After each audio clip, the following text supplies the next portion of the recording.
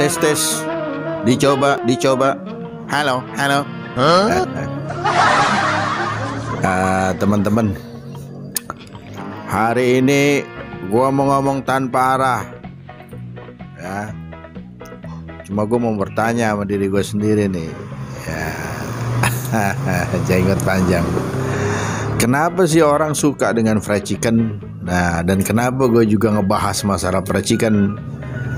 Nah, karena yang namanya fried chicken ini makanan yang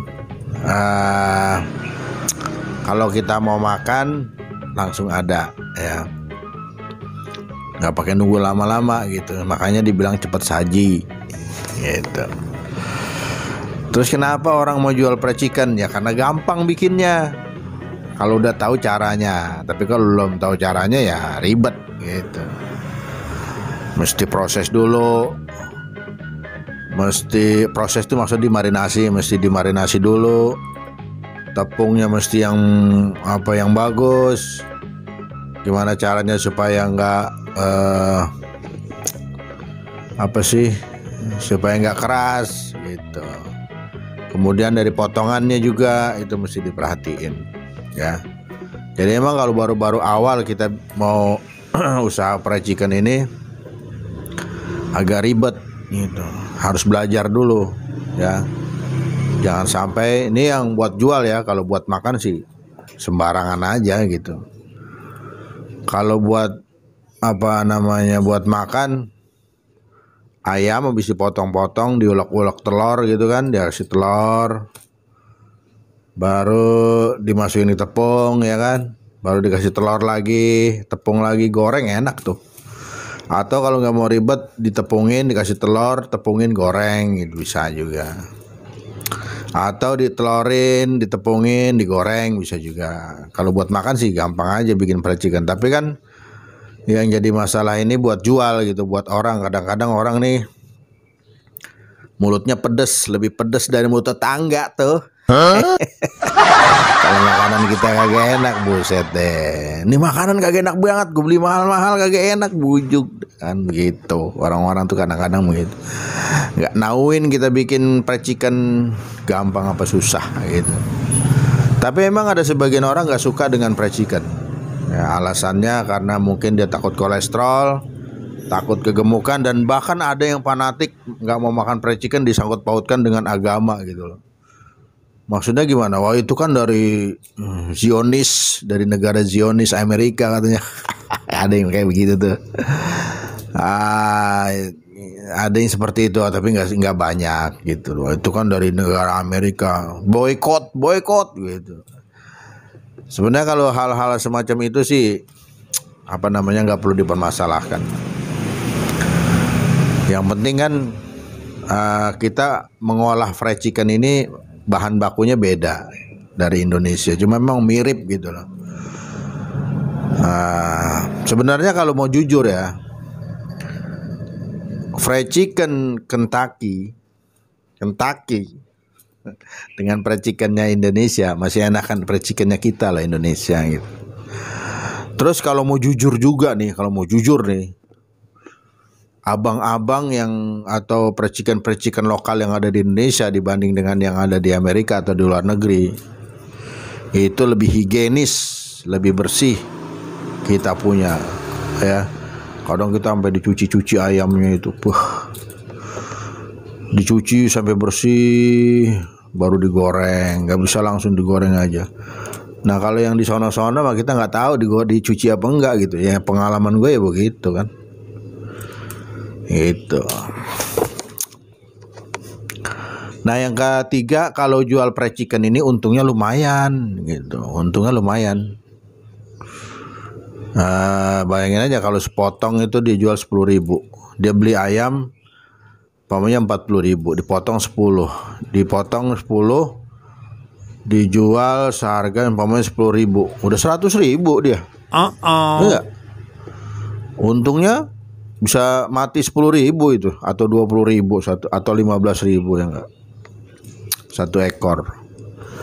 Nah sekarang kalau dia beli 40.000, dia jual jadi 60.000 kan, dia berarti kan 100.000. Nah kalau dia 100.000 berarti untungnya udah 60.000 satu ekor. Satu ekor 60.000 dia untung. Nah kali 100 ekor udah berapa dia dapat untung?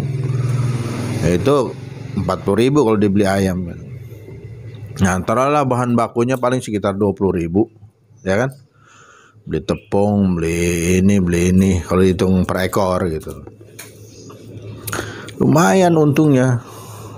Itu makanya orang banyak yang berminat menjual percikan. Nah kalau gue mah nggak jual percikan gue. Dulu gue pernah jualan. Tapi berhubung ya ada satu hal ya, corona juga, jadi nggak jualan lagi ya. Assalamualaikum Pak Haji, ya begitu aja gitu. Jadi kalau berbicara pengalaman percikan ini, gua kenal percikan ini tahun 95 ya. 95 gua kerja di Jakarta di Ciputat itu. Di Texas percikan. Oh, awam betul gua baru-baru itu. Kayak orang norak kan, orang kampung ya. Percikan ya, akhirnya lama-lama tahu lah ya kan. 95 akhir gua pindah ke Makassar. Di Makassar gue sempat sampai 3 tahun, pindah ke Samarinda, pindah ke Balikpapan, pindah-pindah terus. Itu tahun 2002 gue resign. Nah, itu buka usaha sendiri. Memang kalau kita kerja di waralaba global gitu kita nggak bisa apa-apa sih sebenarnya, karena memang dia semuanya serba instan. Bumbu marinasinya instan, bumbu pencelupannya instan. Kita cuma kerja aja, tapi kita tahu teknik di situ. Jadi pertama kita masuk itu dikasih tahu, diajarin suhu minyak berapa, suhu walk-in cooler. Walk-in cooler itu artinya tempat ruangan pendingin. Suhu ini berapa, suhu berapa, pokoknya tahu semua kita. Terus masak, timernya berapa lama, terus teknik masak. Masak tuh 5 ekor kita cuma 2 menit disuruh. 2 menit. Kalau 5 menit agak lama kan tes masak 1 ekor. 5 ekor. 2 menit. Bisa nggak lo? Aduh, gitu. Nah sekarang gue udah nggak kerja lagi, jadi berbagi aja kita, berbagi ilmu ya. Nah kalau disuruh praktek gue bukannya nggak mau praktek, kalau gue emang kagak jualan gitu loh, udah nggak jualan lagi. Mau praktek ya susah, bagaimana, mesti modal lagi, mesti beli ini. Nah gue bingungnya kalau gue udah praktek nih ayam goreng nih, praktek gue bikin gitu, siapa yang makan? Udah bosen, bagi-bagi tetangga, aduh bosen udah gitu. Mubazir aja gitu. Kalau dijual kan orang-orang yang praktek di mana tuh, di YouTube itu, dia kan jualan gitu loh. Kalau dia nggak jualan ya tekor juga praktek. Emangnya ayam nggak beli, tepung nggak beli, semuanya nggak beli, ya beli kan. Cuma gue tekniknya tahu, teknik masak yang bener gimana, teknik penepungan gimana, ayam yang bener gimana, fried chicken yang ini. Tahu lah gue sedikit-sedikit ya, enggak. Ya bukannya sok pinter, enggak. Ya sedikit-sedikit lah gue tahu. Gitu. Gue berbagi.